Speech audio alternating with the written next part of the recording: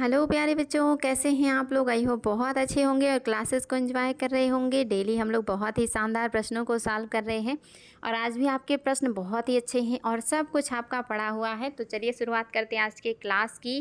और आज आपका पहला प्रश्न है, लवणोद्भिद वनस्पति के संदर्भ में कौन सा कथन सत्य नहीं है। जो खारे पानी में उगने वाले पौधे होते हैं, जो नमकीन पानी में डेवलप करते हैं, ऐसे पौधों के बारे में कौन सी बात है जो सही नहीं है, आपको वो बताना है। पहला, इस प्रकार के पौधों में श्वसन मूल नहीं पाई जाती है। दूसरा कह रहा है, ऐसे पौधों में जरायुज अंकुरण पाया जाता है। तीसरा कह रहा है, ऐसे पौधों में काय की शुष्कता पाई जाती है। और चौथा, ऐसे पौधे सहजीवी होते हैं। कौन सा है जो सही नहीं है आपके लवणोद्भिद वनस्पति या पौधों के बारे में, और फटाफट कमेंट कीजिएगा। बहुत ही शानदार प्रश्न है और उम्मीद है कि आप लोग इसका उत्तर दे सकते हैं। हालांकि बहुत इंपॉर्टेंट है और आपके लिए हो सकता है नया भी हो। इसमें के कुछ पॉइंट्स तो मैं पहले भी आप लोगों को सॉल्व करा चुकी हूँ। तो क्या सही नहीं है? चौथा सही नहीं है। ऐसे पौधे 100 जीवी होते हैं, ऐसी कोई बात नहीं है, ऐसी कोई बात आपको मैंने नहीं बताई है। इस प्रकार के पौधों में श्वसन मूल पाया जाता है, ये तो सही बात है। ऐसे पौधे जरायुज अंकुरण करते हैं, यानी कि इनके जो बीज होते हैं ये आप मतलब टहनियों में ही अंकुरित हो जाते हैं, ये मिट्टी में गिरने के पहले ही अंकुरित हो जाते हैं, तो जरायुज होते हैं। और ऐसे पौधों में कायिक शुष्कता पाई जाती है, यानी कि इनमें जो शरीर होता है वो शुष्क होता है। बिल्कुल सही है। तो पहला, दूसरा, तीसरा सही है, चौथा सही नहीं है। सहजीवी का संबंध पाया जाता है, ऐसी कोई बात नहीं है। अगला देखिए, डॉक्टर सलीम अली किस क्षेत्र के विख्यात व्यक्तित्व हैं। ये तो मेरे सभी बच्चों को पता है, बर्ड मैन ऑफ इंडिया, इन्हीं का तो नाम है। तो आप सभी को पता है क्या है, पक्षी विशेषज्ञ हैं। डॉक्टर सलीम अली को बर्ड मैन ऑफ इंडिया कहा जाता है, भारत का पक्षी मैन कहा जाता है। आप लोगों को पढ़ाया है मैंने और आप लोगों को क्वेश्चन भी सॉल्व कराया है। अगला क्वेश्चन देखिए, आपको बताना कौन सा सुमेलित नहीं है। पहला कह रहा है कस्तूरी मृग, क्या ये बृहद हिमालय के पर्वत क्षेत्र में मिलेगा। दूसरा कह रहा है गिब्बन कपी, क्या ये गारो खासी और जयंतिया में मिलेगा। तीसरा कह रहा है श्याम मृग, क्या ये थार के मरुस्थल में मिलेगा। और चौथा है गौर, क्या ये पश्चिमी समुद्री तटीय क्षेत्र में मिलेगा। आपको बताना इसमें से कौन सा है जो आपका सही सुमेलित नहीं है। फटाफट जवाब दीजिएगा, आपके हिसाब से क्या है जो सही नहीं है। और एक आपका और ऑप्शन ले लीजिए, पांचवा, कि कोई भी गलत नहीं है, कोई भी गलत नहीं है, यानी कि सभी सही हैं। फटाफट जवाब देंगे बच्चा लोग, आपके हिसाब से क्या है जो आपका सही नहीं है। आपके सामने है 5 ऑप्शन और आपको देना है जवाब। देखते हैं आप लोग क्या उत्तर देने वाले हैं। तो ये सब चीज़ें तो लगभग मैंने आपको करवाई ही हैं इन्वायरमेंट में, कि आपके जो कस्तूरी मृग होते हैं, जिनके नाभि में कस्तूरी होता है, ऊपर के क्षेत्र में मिलते हैं, यानी कि हिमाचल प्रदेश, कश्मीर, इन्हीं क्षेत्रों में पाए जाएंगे। चूँकि कस्तूरी काफ़ी गर्म होती है तो ये ठंडे क्षेत्रों में ही होंगे। गिब्बन, गारो खासी, जयंतिया पूर्वोत्तर की पहाड़ियों में पाए जाते हैं। श्याम मृग यानी कि काले जो हिरन हैं, ये थार के मरुस्थल में पाए जाते हैं और इनको संरक्षण भी दिया जाता है। गौर आपका पश्चिमी समुद्री तट, ये सारे हैं, यानी कि कोई भी ऐसा नहीं है जो गलत हो, यानी कि सभी सही हैं। आगे देखिए, नवीन विकसित विज्ञान की कौन सी शाखा जैव विविधता के लिए खतरे की घंटी है। हमने बहुत सारे विज्ञान की शाखाओं को धीरे धीरे करके डेवलप कर लिया है। इनमें से कौन सी शाखा है जो कि जैव विविधता के लिए हानिकारक होती है। पहला कह रहा है नैनो तकनीकी, दूसरा कह रहा है दूर संचार तकनीकी, तीसरा कह रहा है रेडियोलॉजी, चौथा कह रहा है जैव प्रौद्योगिकी। बताएंगे बच्चा लोग इसमें से कौन सा आपका वैज्ञानिक शाखा है जो हमारे जैव विविधता के लिए हानिकारक है। और ये आपके लिए काफ़ी इंपॉर्टेंट प्रश्न है और कॉमन सेंस का है। निश्चित ही आप सभी को पता है कि हम जो जैविक चीज़ों में परिवर्तन कर रहे हैं, हम जो जीन्स में परिवर्तन कर रहे हैं, हम जो नए नए तरह के प्लांट बना रहे हैं, उनके जो मतलब आनुवांशिकता में बदलाव कर रहे हैं, कौन कर रहे हैं, किसमें, जैव प्रौद्योगिकी में कर रहे हैं ना। पौधों के, जीवों के जीन में परिवर्तन करके, उनकी आनुवांशिकता में परिवर्तन करके नए नए तरह के प्लांट, नए नए तरह के जीव बना रहे हैं। ये जैव विविधता के लिए अच्छे नहीं है, नुकसानदेह भी हो सकते हैं, तो इसलिए ये सही नहीं है। नैनो तकनीकी अच्छी है, दूरसंचार तकनीकी से दिक्कत नहीं है, रेडियोलॉजी, ये सब अगर सही तरीके से किए जाएँ तो उतना नुकसानदेह नहीं है। लेकिन चौथा कहीं ना कहीं प्राकृतिक चीज़ों से छेड़छाड़ करने जैसा हो जाता है, जो कि प्रकृति के लिए अच्छा नहीं है। अधोलिखित में से कौन सा सही नहीं है? आपको बताना है अधोलिखित में से कौन सा सही नहीं है। पहला कह रहा है एक फसली कृषि के कारण जैव विविधता का विनाश हो रहा है। क्या आप किसी खेत में अगर बार बार एक ही फसल का उत्पादन कर रहे हैं तो इससे जैव विविधता को नुकसान होता है। दूसरा कह रहा है बहुफसली खेती की पद्धति से जैव विविधता सुरक्षित रहती है। तीसरा कह रहा है विशिष्ट खेती की पद्धति जैव विविधता को संरक्षित रखती है। और चौथा कह रहा है कार्बनिक खेती को पर्यावरण मित्र खेती की उपमा दी जाती है। आपको बताना इसमें से कौन सा है जो आपका सही नहीं है, और ये भी आपके लिए काफ़ी इंपॉर्टेंट है। चलिए देखते हैं कि आप लोग इसका क्या उत्तर देने वाले हैं। तो बताएंगे बच्चा लोग क्या है जो आपका सही नहीं है, अधोलिखित में से कौन सा है जो सत्य नहीं है। फटाफट जवाब दीजिएगा। ऑप्शन नंबर आपका कौन सा है जो सही नहीं है? तो आपका जो सही नहीं है वो है आपका ऑप्शन नंबर 3। क्यों सही नहीं है? क्योंकि विशिष्ट खेती का मतलब होता है कोई ऐसा पदार्थ उत्पादन करना जिसका हम सिर्फ निर्यात करते हैं, यानी कि सिर्फ निर्यात के लिए जब हम कोई फसल उगाते हैं तब वो विशिष्ट कृषि कहलाती है। तो अगर हम ऐसा उत्पादन कर रहे हैं जिससे हमें सिर्फ निर्यात करना है तो निश्चित ही वो ज़्यादा हार्मफुल हो सकता है। तो इससे हम पर्यावरण को बढ़ावा नहीं दे रहे हैं। अब आपका बहुफसलीकरण करेंगे तो जैव विविधता सुरक्षित रहेगी। कार्बनिक खेती करेंगे तो आपका ये भी पर्यावरण के लिए मित्र है। कार्बनिक मतलब जैविक। पहला देखिए ये भी सही है कि जैव विविधता का विनाश होगा अगर एक फसल उगाएंगे। तीसरा सही नहीं है। बहुत ही शानदार प्रश्न था, आपको ये सारी चीज़ें पता होनी चाहिए। अगला प्रश्न भी आपका कूट आधारित है और बेहतरीन है। कह रहा है उत्पादकता एवं जैव विविधता में विरोधाभास होता है। क्या उत्पादकता और जैव विविधता में विरोधानुपात पाया जाता है? दूसरा कह रहा है व्यापारिक कृषि की उत्पादकता अधिक तथा जैव विविधता कम होती है। क्या आप व्यापारिक कृषि करने से कृषि उत्पादकता बढ़ती है लेकिन जैव विविधता घटती है? तीसरा कह रहा है संकर पौधे एवं पशुओं के विकास से जैव विविधता में उत्तरोत्तर वृद्धि हो रही है। चौथा कह रहा है घड़ियाल के लिंग निर्धारण में तापमान वृद्धि से व्यवधान उत्पन्न होता है। अब आपको कूट की सहायता से उत्तर देना है बच्चा लोग, कौन सा है जो सही है। देखिए आपके सामने कूट है। पहले में कह रहा पहला दूसरा, दूसरे में कह रहा तीसरा चौथा, तीसरे में कह रहा पहला दूसरा तीसरा, और चौथे में कह रहा पहला दूसरा और चौथा। आपने कूट देख लिया है। ऑप्शन को आप एक बार फिर से देख लीजिए और फिर आप लोग जवाब दीजिए कि कौन सा है जो कि आपका सही हो जाएगा। बहुत ही शानदार प्रश्न है और आप सभी को इसका उत्तर पता होना चाहिए। आपका देखिए कौन सा है जो आपका हो जाएगा। तो पहला तो बिल्कुल सही हो जाएगा। उत्पादकता एवं जैव विविधता में विरोधानुपात होता है, यानी कि जब आप उत्पादकता को बढ़ाएंगे तो कहीं ना कहीं जैव विविधता घटाएंगे। दूसरा व्यापारिक कृषि की उत्पादकता अधिक होती है और ये जैव विविधता को कम करता है, बिल्कुल सही है। कह रहा संकर फसलों से पशु और जीवों के विकास से जैव विविधता में उत्तरोत्तर वृद्धि हुई है। नहीं, यही तो नुकसानदेह है। हम फसलों और जीवों के जो नस्ल में जो परिवर्तन ला रहे हैं, आनुवंशिकता में परिवर्तन ला रहे हैं, ये हमारे पर्यावरण के लिए अच्छा नहीं है। हमारे पर्यावरण के लिए वही प्राचीन चीज़ें स्थानिकता आवश्यक होती है, उसमें नया नया संशोधन नहीं आवश्यक होता। और चौथा भी मैंने आपको बताया था कि मगरमच्छ वगैरह का जो लिंग निर्धारण है ये तापमान से होता है, और हमने इस पे मजाक भी किया था कि शुक्र है कि मानव में ऐसा नहीं है, अन्यथा महिलाओं की ज़िंदगी और भी ज़्यादा दूभर हो जाती है। अगर वो ठंडे जगह पे रखने से महिलाओं को बॉयज़ होते तो उनको एसी में रखा जाता, और अगर गर्म प्लेस पे रखने से जो है लड़के होते तो शायद उनको हमेशा गर्मी में ही तपना पड़ता। तो ये बातें हमने क्लास में करी थी। तो आपका पहला दूसरा चौथा सही है बच्चा लोग, तीसरा सही नहीं है। ऑप्शन नंबर 4 आपका बिल्कुल सही है। अगला कह रहा है लिविंग प्लैनेट सूचकांक क्या है। ये आयोग ने कई बार पूछा हुआ है, आपको बताना है लिविंग प्लैनेट सूचकांक क्या है। पहला है विश्व के संकटग्रस्त प्राणियों तथा वृक्षों की स्थिति का सूचक। दूसरा कह रहा है परम दुर्लभ पौध प्रजातियों का सूचक।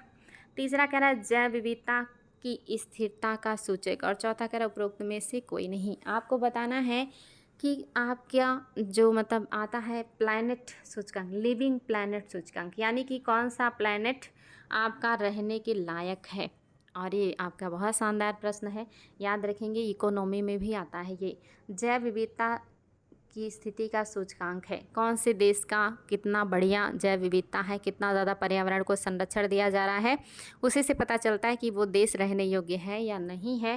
तो ये लिविंग प्लैनेट जो सूचकांक है जैव विविधता की स्थिति का सूचकांक है। अगला क्वेश्चन देखिए, आप सभी को पता है निम्नलिखित में से कौन सा स्थान अब तक स्थापित जयमंडल आरक्षित स्थानों में नहीं है? ग्रेट निकोबार, नंदा देवी, सुंदरबन, कच्छ की खाड़ी। इसमें से कौन सा है जो आपके जयमंडल आरक्षित क्षेत्र में शामिल नहीं है? तो याद रखेंगे बच्चा लोग, आपकी कच्छ की खाड़ी को, कच्छ के रण को जो है जयमंडल आरक्षित क्षेत्र में शामिल नहीं किया गया है। किसी प्रजाति को विलुप्त माना जा सकता है जब वो अपने प्राकृतिक आवास में नहीं देखी गई है? आप लोगों को पढ़ाया है बच्चा लोग, तो फटाफट जवाब दीजिएगा कि कौन सा आपका कितने ईयर अगर कोई प्रजाति अपने आवास में नहीं दिखेगी तो हम उसे विलुप्त प्राय घोषित कर देंगे। आपका क्या होगा? 15, 20, 10 या 50? तो मैंने आपको बताया था कि 50 वर्ष तक अगर कोई जीव अपने प्राकृतिक आवास में नहीं दिखाई देता है तो उसे विलुप्त प्राय घोषित कर दिया जाता है। निम्न में से कौन यूनेस्को धरोहर स्थल में नहीं शामिल है? अच्छा, शामिल है। कौन सा है जो यूनेस्को की सूची में शामिल है? फटाफट बताएंगे। विश्व विरासत सूची में कौन सा शामिल है? केवलादेव राष्ट्रीय उद्यान, कार्बेट राष्ट्रीय उद्यान, चिल्का झील या आपका केरल का पश्च जल? आपको बताना है यूनेस्को की सूची में कौन शामिल है। तो आपका ऑप्शन नंबर फर्स्ट बिल्कुल सही है। केवलादेव राष्ट्रीय उद्यान जो है इसको यूनेस्को की सूची में शामिल किया गया है, बाकी आपकी यूनेस्को की सूची में शामिल नहीं है अभी। निम्नलिखित में से कौन सा जैव विविधता का हॉट स्पॉट है? ये तो मेरे सभी बच्चों को पता होगा। पूर्वी हिमालय है, पूर्वी भूमध्य सागरीय क्षेत्र है, उत्तरी पश्चिमी ऑस्ट्रेलिया है या उपरोक्त में से सभी? अच्छा, अब यहाँ पे थोड़ा सा वर्ल्ड का दे दिया है, आपने तो इंडिया का पढ़ा था इन्वायरमेंट में, तो आपको बताना है कि क्या है जो सही हो जाएगा। तो इसमें केवल और केवल आपका पहला है पूर्वी हिमालय, ये सब आपके नहीं शामिल है, इसलिए आपका इनको हम नहीं लेंगे। केवल और केवल आपका पहला सही है। डुगोंग नामक समुद्री जीव जो कि विलोपन के कगार पर है, क्या है? ये तो मेरे सभी बच्चों को पता होगा, हमने डुगोंग के बारे में पढ़ा था। बोनी फिश है, शार्क है, स्तनधारी है या उभयचर है? तो आप सभी लोगों ने देखा था कि एक स्तनधारी जीव है ये, जो जलीय क्षेत्र में होते हैं और ये शाकाहारी होते हैं और ये आपके बंगाल के खाड़ी में भी पाए जाते हैं, मन्नार के खाड़ी में भी पाए जाते हैं, कच्छ के रण के आसपास भी पाए जाते हैं। इन्हें समुद्री गाय कहा जाता है। ये सारी चीज़ें हम लोग पढ़ चुके हैं, तो आपका ऑप्शन नंबर 3 बिल्कुल सही है। सर्वाधिक जैव विविधता कहाँ पाई जाएगी बच्चा लोग? सभी को पता है कि सबसे ज़्यादा जैव विविधता कहाँ पाई जाएगी। अब तो आप लोगों को रट गया है ये, नींद में भी बता देंगे कि आपकी सबसे ज़्यादा जैव विविधता उष्णकटिबंधीय वर्षा वनों में पाई जाती है। सबसे ज़्यादा प्रजातियाँ वनस्पतियों के और जीवों के यहीं पे देखने को मिलते हैं।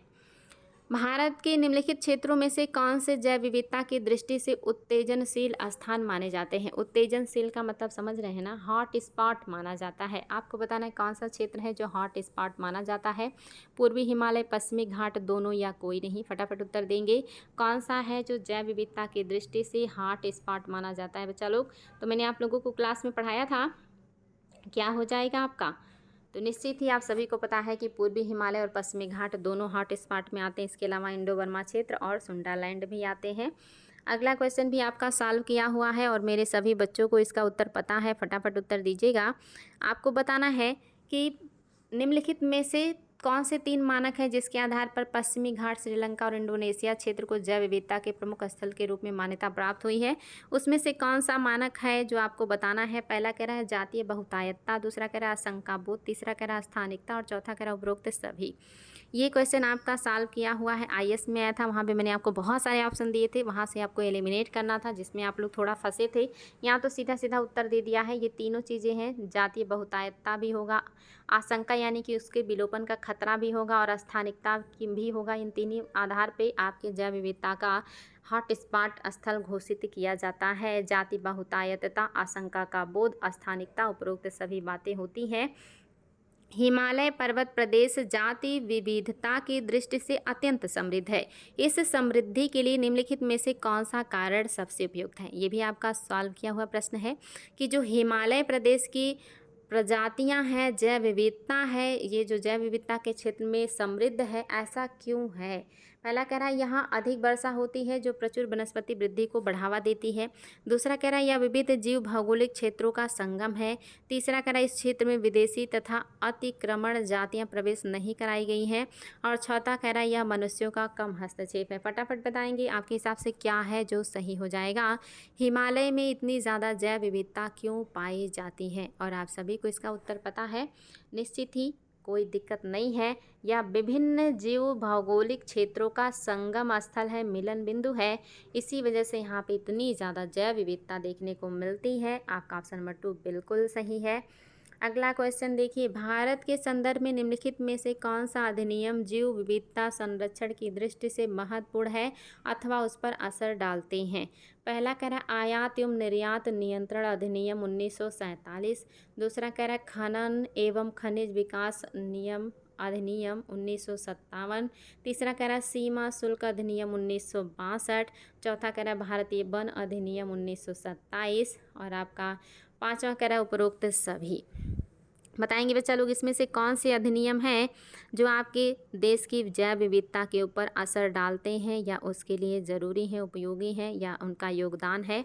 तो निश्चित ही बच्चा लोग क्या हो जाएगा, उपरोक्त सभी हो जाएंगे। ये सारी चीज़ें कहीं ना कहीं आपके देश के जैव विविधता को या कहिए कि जो आपके जैव विविधता है, जीव संरक्षण है, उसको बढ़ावा देते हैं।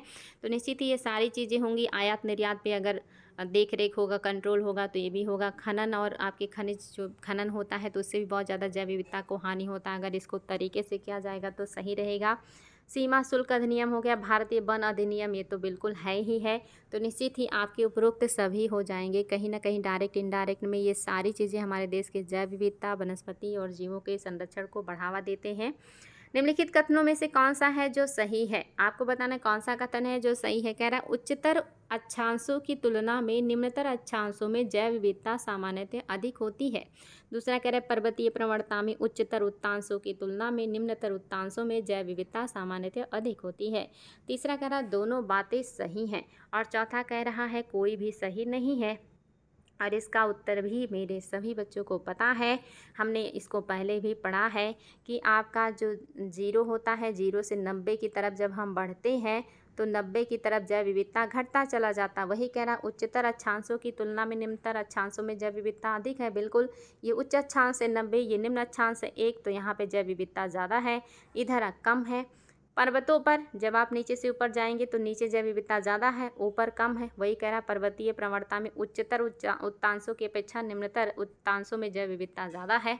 तो बिल्कुल निम्न में हमेशा जैव विविधता ज़्यादा होगा, उच्च में हमेशा जैव विविधता कम होगा। ये चीज़ें याद रखिएगा। आप लोगों को मैंने बहुत अच्छे से सारी चीज़ें समझाई हैं, तो आप लोगों को समस्या नहीं होना चाहिए।